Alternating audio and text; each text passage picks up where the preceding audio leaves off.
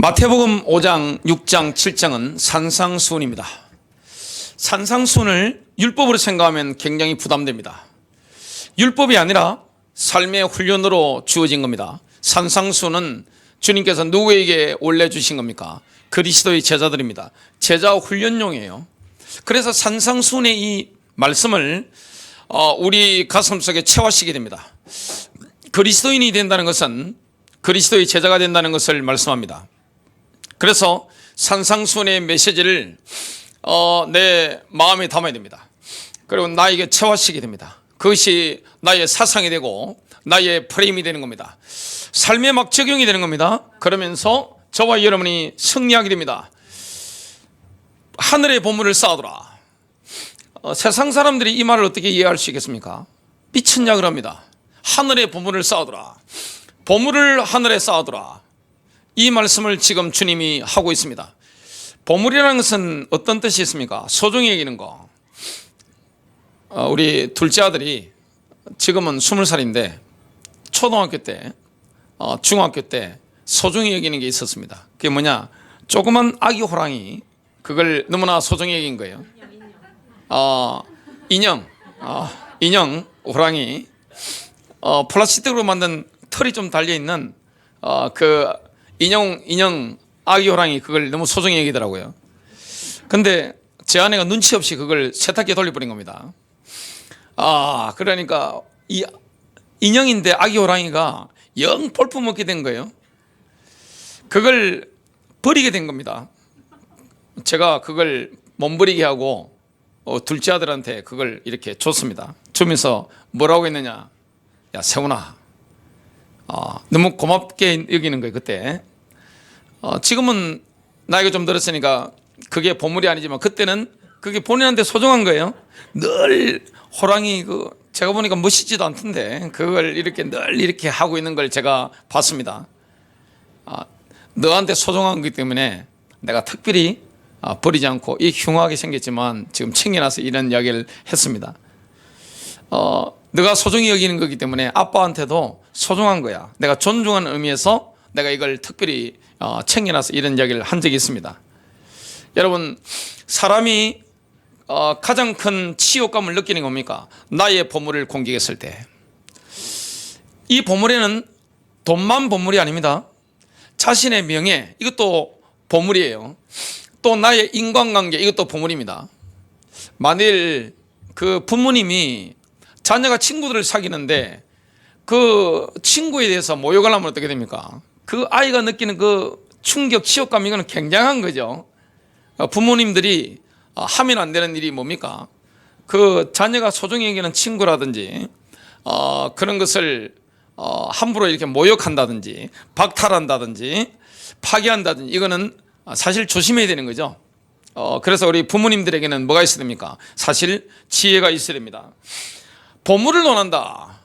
이것은 뭘 뜻합니까? 보물로 여기는 마음을 논하는 겁니다. 이 보물이라는 것은 내가 소중히 여기는 것이기 때문에 중요한 것은 뭡니까? 마음입니다. 지금 예수님께서 산상수훈을 통해서 우리에게 터치하시는 게 뭡니까? 우리가 그리스도의 제자가 맞다면 우리 마음이 문제입니다. 나의 마음에 소중히 여기는 것을 하늘에 쌓아두라. 보물을 땅에 쌓아두지 말고 하늘에 쌓아두라. 하늘의 보물을 쌓아두라는 거죠. 땅에다 보물을 쌓아놓지 말고 하늘의 보물을 쌓아두라. 특별히 우리가 이 부분의 비밀을 누려야 되겠습니다. 첫 번째입니다. 하나님의 임재를 지켜내고 하나님 나라 안에서 영적으로 건강하게 성장하고자 한다면 보물을 하늘에 쌓는 훈련을 해야 됩니다. 이 훈련이 필요한 거예요. 왜냐하면 세상은 보물을 땅에 쌓잖아요. 모든 보물을 나를 위하여 땅에 쌓아두는 겁니다. 돈이든 명예든 모든 거 이 땅에 다 쌓아두는데, 그리스도의 제자는 소망이 하늘에 있기 때문에 하늘에 보물을 쌓아두는 겁니다. 그래서 예수님께서 말씀하신 것을 보면 땅에 있는 것을 보물로 삼는 것은 좋은 전략이 못 된다는 겁니다. 우리 마음에 소중히 있는 거 있죠? 그게 보물인데 땅에 있는 것을 보물로 삼는다, 이거는 결코 좋은 전략이 못 되는 겁니다. 마태복음 6장 19절입니다. 너희를 위하여 보물을 땅에 쌓아두지 말라. 딱 잘라 말씀하시는 거예요. 거기는 종과 동록이 해하며 도둑이 구멍을 뚫고 도둑질하느니라. 그 예수님께서 지혜롭게 말씀하시는 거죠. 보물을 하늘에 쌓아두는데, 하늘의 보물을 쌓아두는데 누구를 위하여? 너희를 위하여. 우리를 위한 겁니다. 저와 여러분의 복지가 되는 게 무엇입니까? 하늘의 보물을 쌓아두는 거예요. 마태복음 6장 20절입니다. 오직 너희를 위하여 보물을 하늘에 쌓아두라. 거기는 좀이나 동록이 해하지 못하며 도둑이 구멍을 뚫지도 못하고 도둑질도 못하느니라. 보물을 하늘에 쌓아두라. 하늘의 보물을 쌓아두라. 이 말씀은 어떤 뜻입니까? 우리의 삶을 하나님이 하시는 일에 투자라. 물질이든 에너지든 내가 소중히 여기는 거 있죠? 그걸 투자를 하는데 하나님이 하시는 일에 투자라는 겁니다. 하나님의 일은 절대 소실될 수 없습니다. 없어질 수가 없는 거예요. 내가 소중히 여기는 것을, 그것을 하나님이 하시는 일에 내가 투자하는 겁니다. 천국에 투자하는 겁니다. 이 말씀을 지금 하고 계신 겁니다. 그래서 성령을 위하여 심어야 되는 겁니다. 심는 대로 거두는 게 하나님의 원리입니다. 뿌린 대로 거두는 거, 이게 하나님의 원리입니다. 여러분, 심어야 되는데 어디에 심어야 됩니까? 하늘에 심어야 되는 겁니다. 하나님이 하시는 일 있죠? 여기 내가 물질도 심고 시간도 심고 나의 에너지도 심고 내 마음에 소중히 여기는 모든 것을 여기다 심는 거예요. 이게 바로 좋은 전략입니다. 최고의 투자 전략이 뭡니까? 하나님이 하시는 일에 나의 모든 걸 심는 거예요. 그래서 산상수는요, 율법으로 탁탁 이렇게 안 하면 죽어, 이렇게 아니에요. 그리스도의 제자에게 영적으로 성숙할 수 있는 그 지름길을 말씀해 주시는 겁니다. 그리고 하나님의 임재를 지켜낼 수 있는 원리를 지금 말씀해 주시는 거예요. 우리가 하나님이 하시는 일에 내 마음에 소중히 여긴 것을 내가 투자하면요, 굉장히 기뻐요. 하나님 임재가 막 느껴지니까 충만하잖아요. 그리고 영적으로 막 성장한다는 것을 우리가 경험하게 되는 거죠. 땅에 막 쌓기 위해서 내가 막 한다. 굉장히 피곤한 일입니다. 보물을 하늘에 쌓게 되면 보물만 안전하게 되는 게 아닙니다. 하늘에 쌓아두면 누가 훔쳐가겠습니까? 요즘은 가상세계도 도둑놈이 많이 들잖아요. 근데 하늘에는 그 어떤 도둑놈도 건드릴 수가 없는 겁니다. 여러분, 만일에 여러분 수중에 현금이 10억이 딱 있다. 도선생이 알까요, 모를까요? 압니다. 제가 개척교회를 19살 후반부터 섬겼는데, 교회가 개척을 했으니까 부흥회를 한 번씩 하잖아요.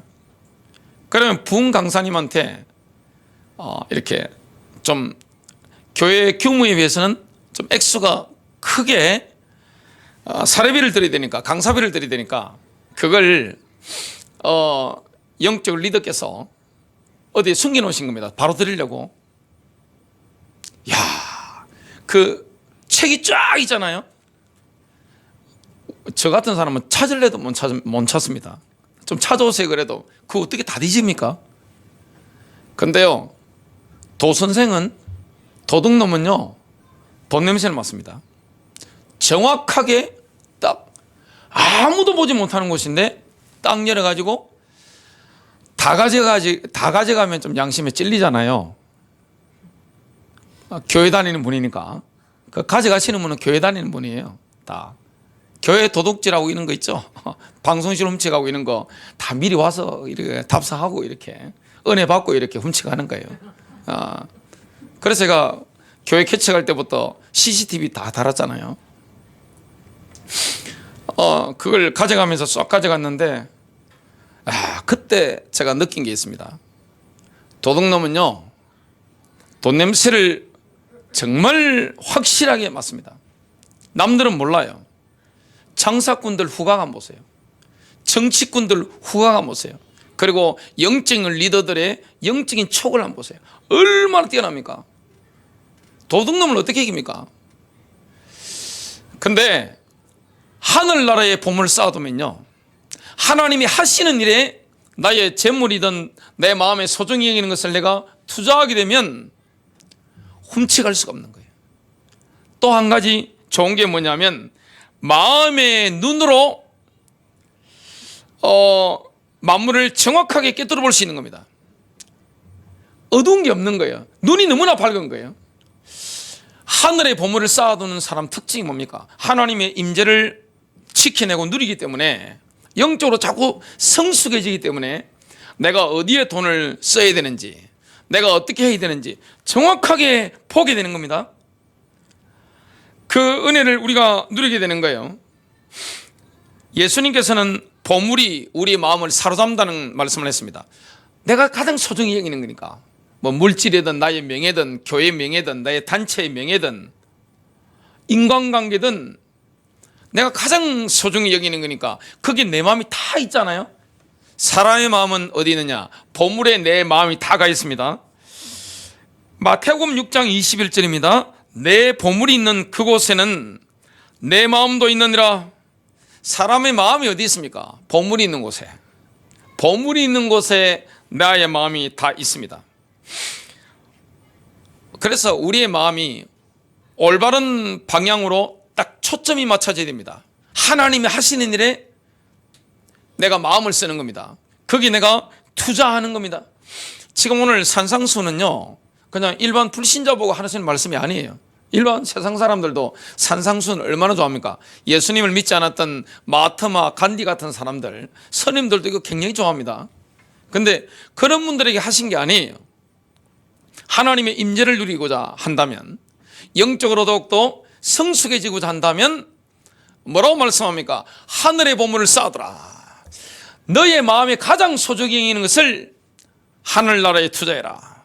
하나님의 계획이 이루어지는 그 현장에, 하나님의 뜻이 이루어지는 그 현장에 투자해라. 그 말씀을 하시는 거예요. 올바른 방향이 정해지면 인격에 온전함이 생겨납니다. 예수님께서는 그래서 마음의 눈과 육신적인 눈을 비교하셨습니다. 이 시력이 얼마나 중요한 겁니까? 여러분, 눈이 나빠버리면 오리무중에 빠집니다. 눈이 밝으면 정확하게 할 수 있잖아요. 눈이 밝아야 됩니다.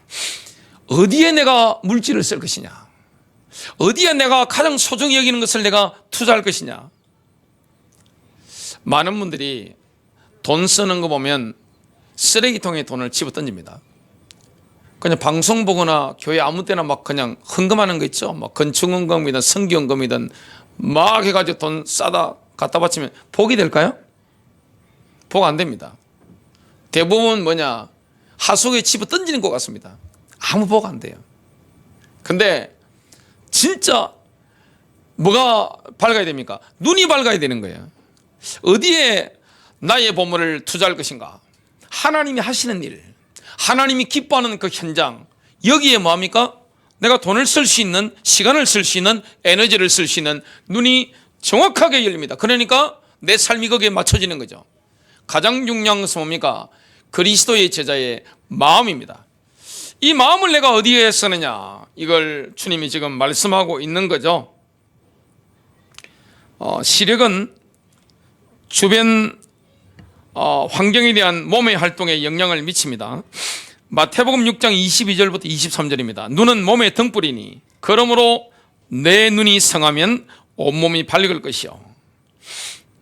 눈이 밝으면 몸이 제대로 움직이는 거죠. 눈이 나쁘면 온몸이 어두울 것이니 그러므로 내게 있는 빛이 어두우면 그 어두움이 얼마나 더하겠느냐. 눈이 순전하면 몸이 주변 환경 속에서 쉽게 움직일 수가 있는 거죠. 그러면 온몸이 밝을 겁니다. 빛으로 가득한 거죠. 마태복음 6장 22절을 주의신주 테스먼트로 한번 읽어보겠습니다. 눈은 몸의 등불이다. 그러므로 만일 내가 선한 눈을 가지고 있으면 내 온몸이 빛으로 가득 찰 것이다. 땅에다 보물을 쌓아둔 사람은 어떻게 될까요? 그 시각이 왜곡되어 있습니다. 여러분, 땅에다 보물을 쌓는다는 것은 뭡니까? 내 마음이 땅에 다 있는 거죠. 그리스도의 제자의 마음은 땅에 다 있으면 안 되는 겁니다.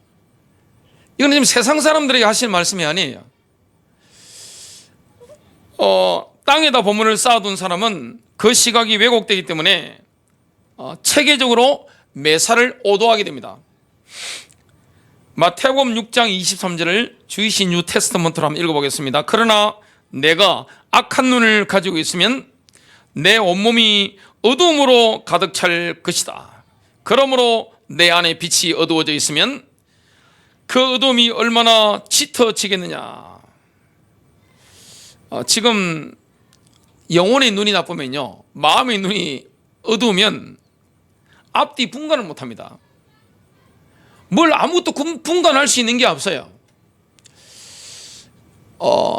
하늘의 보물을 쌓아두는 사람은 돈을 투자하거나 나의 가장 소중한 것을 내가 투자를 한단 말이죠.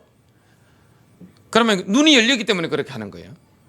눈이 열려 있어야 됩니다. 이 마음의 눈이 열려 있어야 되고 영안이 열려야 되는데, 땅에 나의 보물을 투자하는데 온 신경이 써 있으면 어떻게 됩니까? 하나님이 하시는 일에 투자할 수가 없는 거예요. 저는 록펠러 가문에 대해서 좀 책들을 보고 연구를 했습니다.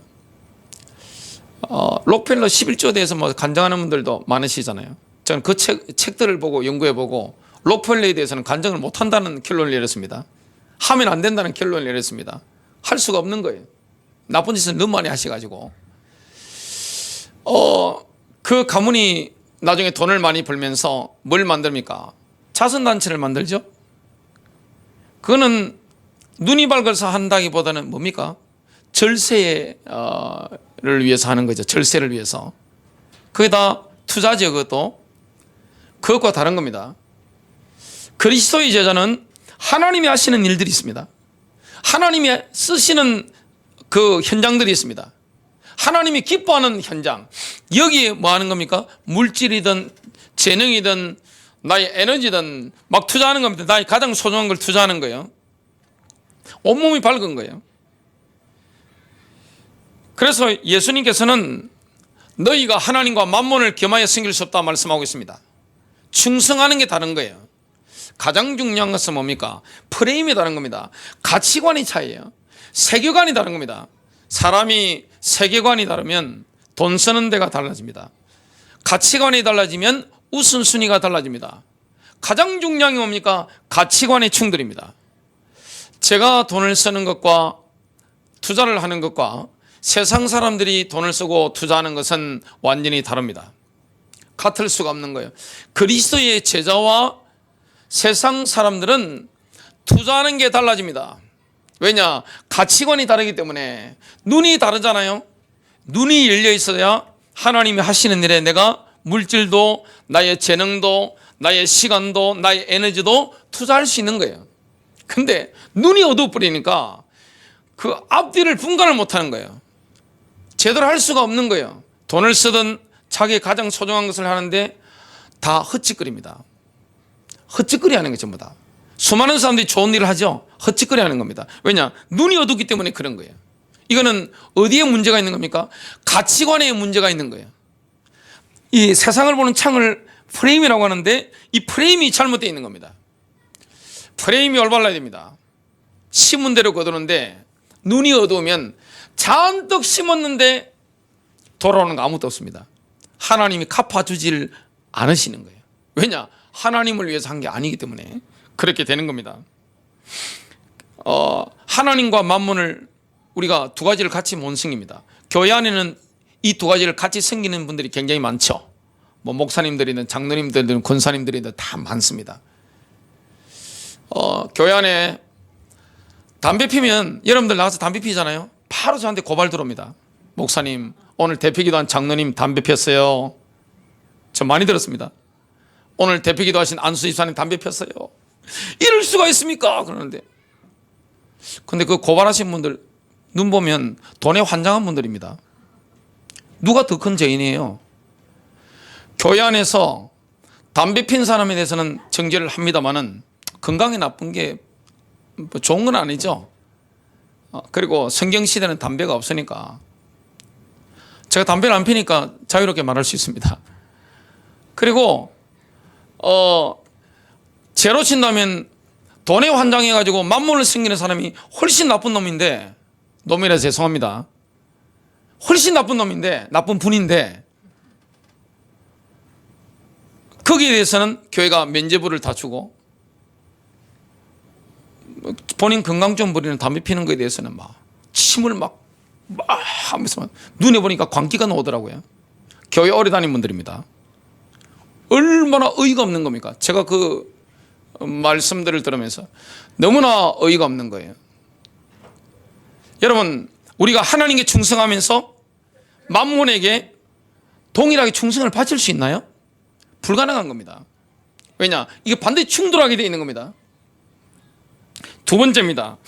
하늘에 쌓아둔 우리의 보물은 죽은 후에나 혜택을 받을 수 있는 것이 아니라 지금 현재 가져다 쓸 수 있는 겁니다. 여러분, 우리가 하늘에 보물을 쌓아두잖아요. 지금 현재 나의 삶의 여정 가운데 가져다 쓸 수 있는 겁니다. 물론 우리에게는 썩거나 상하거나 사라지지 않는 기업이 보장되어 있습니다. 그 기업을 이미 우리가 받은 거죠. 하늘의 기업을 받은 겁니다.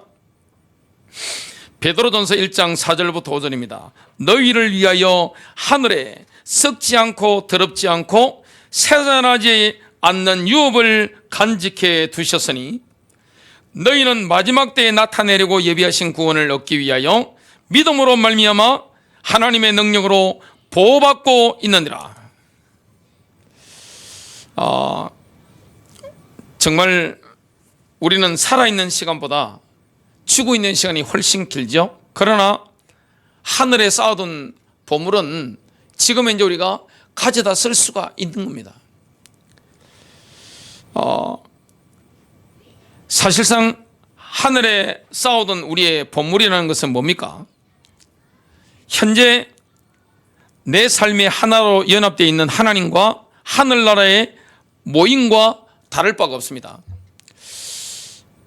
히브리서 12장 22절부터 24절을 보면 지금 현재 우리는 이미 살아계신 하나님의 도성인 하늘의 예루살렘에 이르렀습니다. 이게 영적인 우리의 실존입니다. 저와 여러분은 천국도 갑니다만은 지금 현재 하늘에 있는 예루살렘의 그 교회에 성도들의 총회에 우리가 이르는 겁니다. 영적으로 가 있는 거예요. 신비죠. 그러나 너희는 시온산과 살아계신 하나님의 도성인 하늘의 예루살렘과 무수한 천사들과 하늘에 기록된 첫째로 난 자의 총회와 교회, 모든 것의 심판자이신 하나님과 온전하게 된 의인들의 영들과 새 언약의 중보자이신 예수와 아벨의 피보다 더욱 좋은 것을 말하는 뿌리는 피에 이르느니라.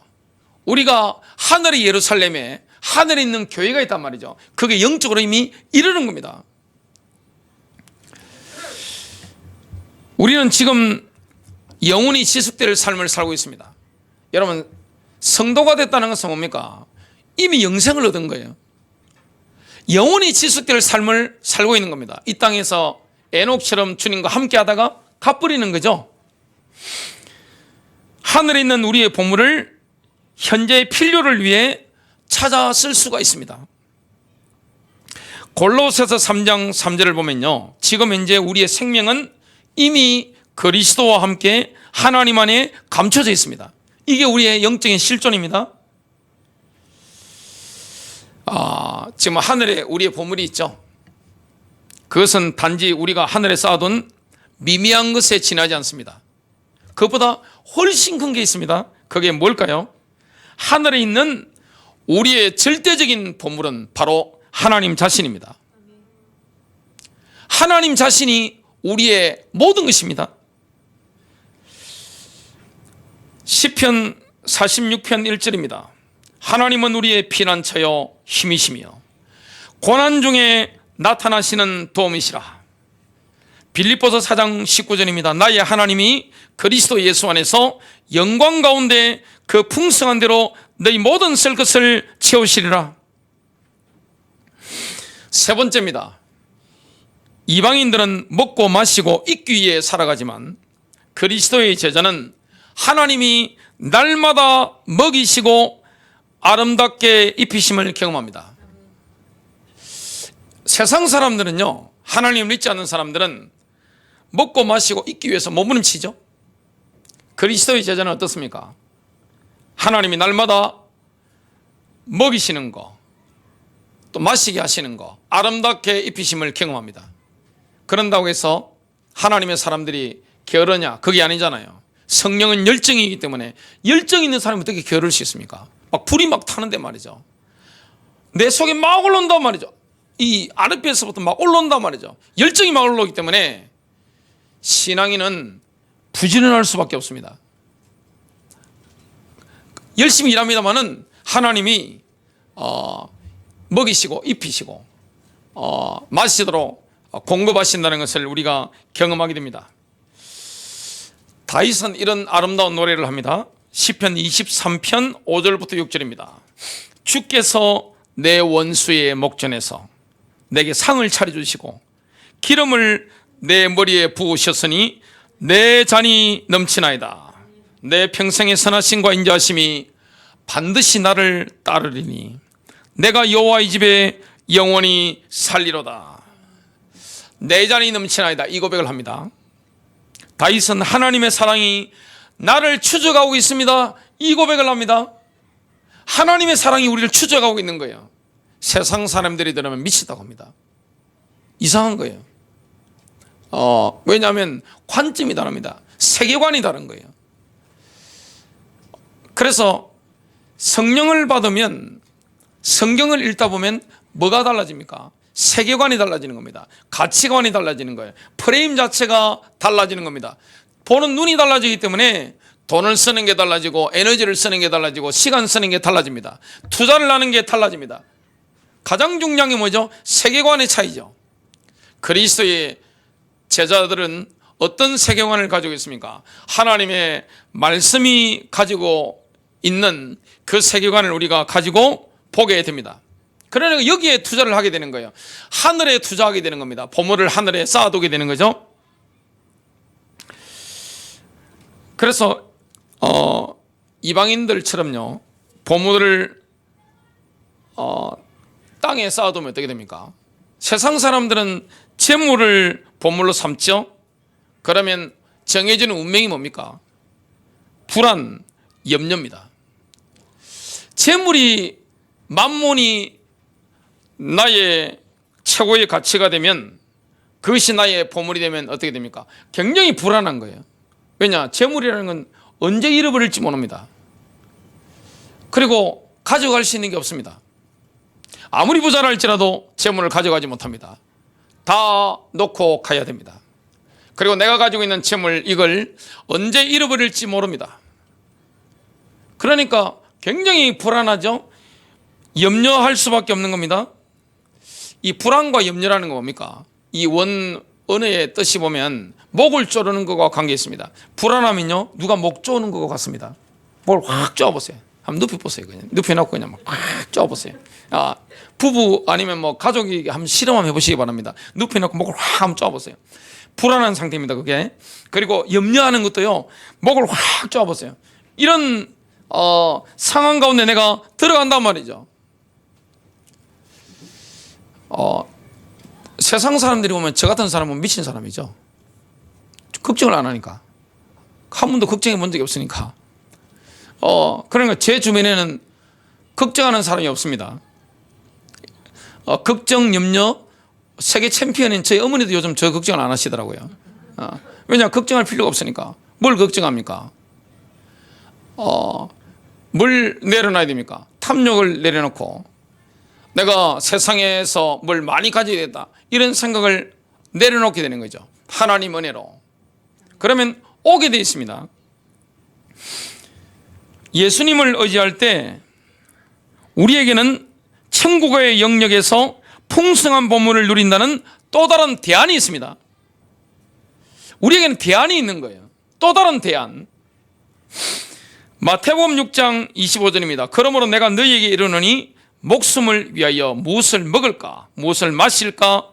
몸을 위하여 무엇을 입을까? 염려하지 말라. 목숨이 음식보다 중하지 아니하며 몸이 의복보다 중하지 아니하냐. 이렇게 지금 말씀하고 있습니다. 예수님께서 지금 중요한 진리를 일깨워 주시면서 새들을 예로 드셨는데요.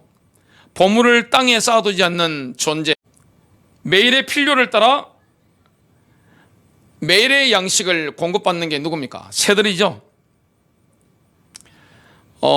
그래서 이스라엘 백성들이 광야에서 만나를 어떻게 거두들였습니까?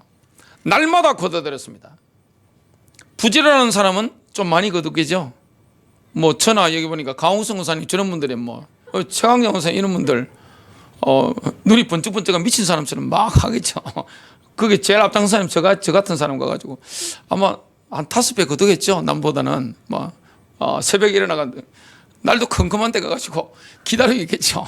끝까지 기다리고만 다 가도 다른 분들은 그냥 저 같은 사람이 나눠주는 거 가지고 같이 먹으면 되는 거니까 이렇게 하겠죠. 아마 이스라엘 백성들이 그렇게 했습니다.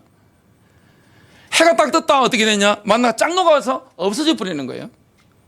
그러니까 많이 거둔 자도 남는 게 없고, 왜 서로 나눠주니까. 적게 거둔 자도 부족함이 없는 거예요. 왜냐? 받아 먹으니까. 안식일 외에는 매일 내린 거예요. 누구를 의지할 수밖에 없습니까? 하나님을 의지할 수밖에 없는 거예요. 새들이 그랬습니다. 이게 하나님 나라의 비밀이죠. 이게 제자의 비밀입니다. 그래서 이 그리스도의 사람들은 탐욕을 벗어나기 때문에 재물이 쌓이는 거예요. 자본주의가 어디서 나왔습니까? 기독교에서 나왔지 않겠어요? 왜냐? 자기를 돈이나 이런 걸로 헛세를 부릴 필요가 없으니까 그냥 수수하게 보니까 돈 들 데가 별로 없잖아요. 자본이 계속 축적하니까 이게 투자가 되는 거예요.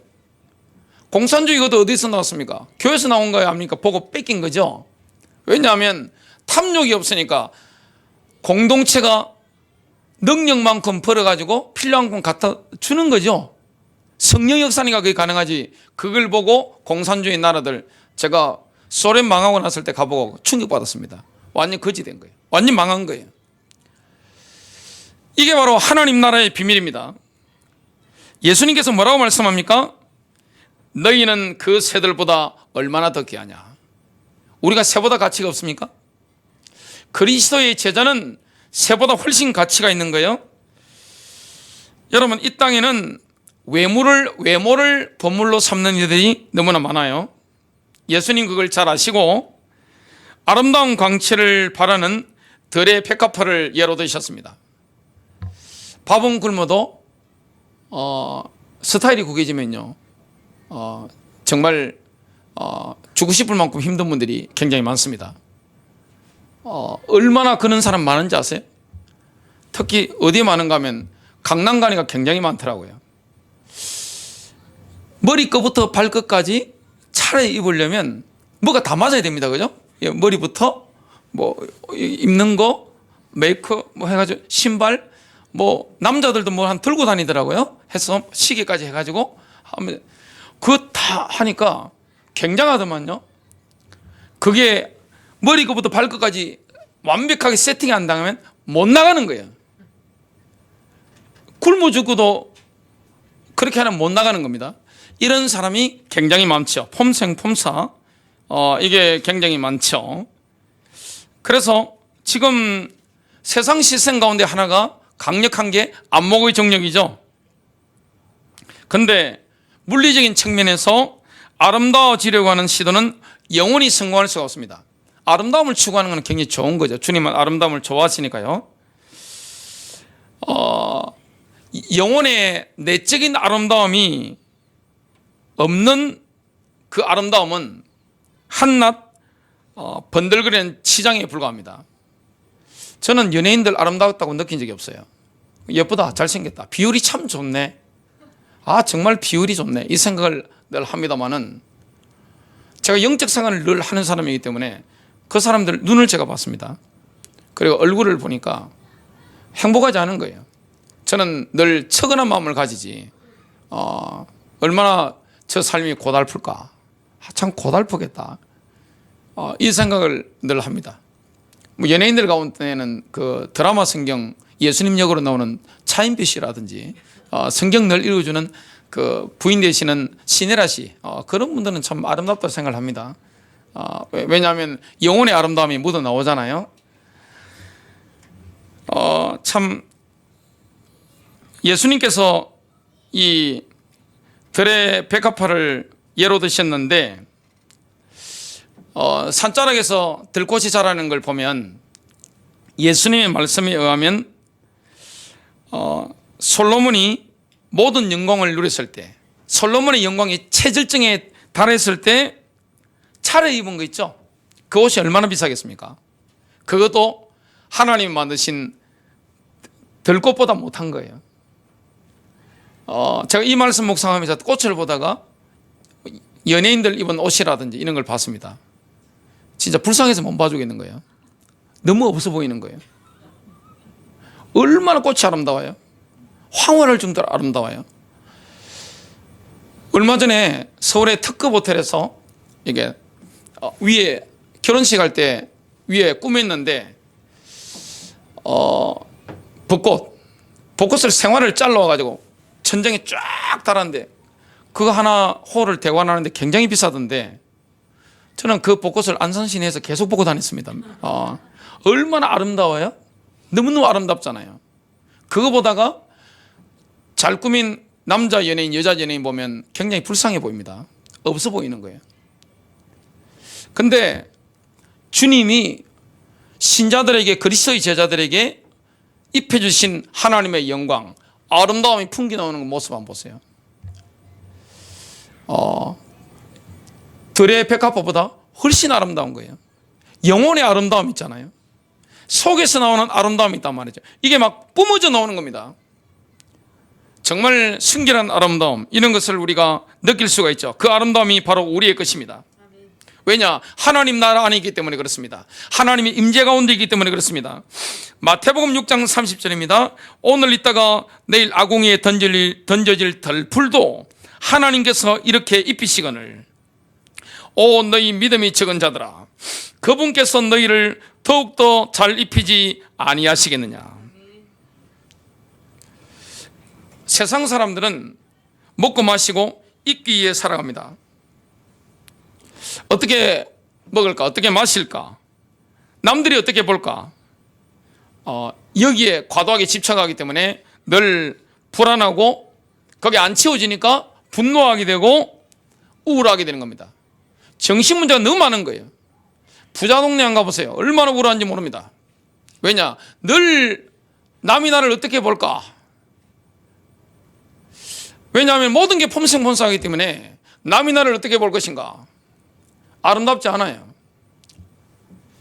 여러분 평생 폼생폼사로 살아오신 분들 그 본질을 깨닫고 싶으십니까? 요양원 안 가보세요. 젊을 때 날렸던 분들이 요양원에 와서 어떻게 그 어떤 눈빛으로 어떤 얼굴로 계신지 보면 정확하게 알게 됩니다. 그게 바로 본 모습입니다. 그런데 신앙인들은 어떻습니까? 나이가 아무리 들어도 아름다워요. 영혼이 너무 아름다운 거예요. 교회사에 나오는 인물들 한번 보세요. 그리고 예수 그리스도를 제대로 믿는 분들 너무나 아름다운 거예요. 그 하나님의 사람들, 남자들, 여자들 보면요, 완전히 뭐 천사죠. 그게 성자지요. 성녀입니다. 예수 그리스도를 닮은 사람들. 이 아름다움이 그리스도의 제자들에게 와 있는 겁니다. 하나님의 임재 가운데 있으니까 그렇습니다. 그리스도인들은요, 하나님의 공급이 예비되어 있다는 것을 압니다. 땅의 것들에 대해서 걱정하지 않습니다. 그 때문에 언제나 먼저 그의 나라와 의를 구합니다. 하나님께서 모든 필요를 채우십니다. 마태복음 6장 34절입니다. 그러므로 내일을 위하여 염려하지 말라. 내일 일은 내일 염려할 것이요 그날의 재앙은 그날로 충분하니라. 결론입니다. 세상은 그리스도의 제자들을 미워합니다. 왜냐? 가치관이 다르기 때문에. 다른 사람의 의견과 이 땅의 재물을 보물로 삼지 않는다면 정신 나간 사람 취급받을 각오를 해야 됩니다. 이해를 못합니다. 제가 저희 집안에서 예수를 믿고 신자가 됐는데 부모님이 저의 가치관을 보시더만 충격을 받으시더라고요. 왜냐? 딴 세상 사람이잖아요. 뭐가 바뀐 겁니까? 세계관이 바뀐 거예요. 가치관이 바뀐 거예요. 우선순위가 바뀐 겁니다. 세상의 팔복이 뭡니까? 부유한 자는 복이 있나니. 세상의 팔복이 뭡니까? 모든 사람이 칭찬한 자는 복이 있나니. 이게 세상의 팔복입니다. 예수님이 뭐라고 말씀했습니까? 부자들아 너희에게 화 있으리라. 모든 사람이 너희를 칭찬하면 화 있으리라. 예수님 말씀과 충돌이 일어나는 겁니다. 승리하시길 바랍니다.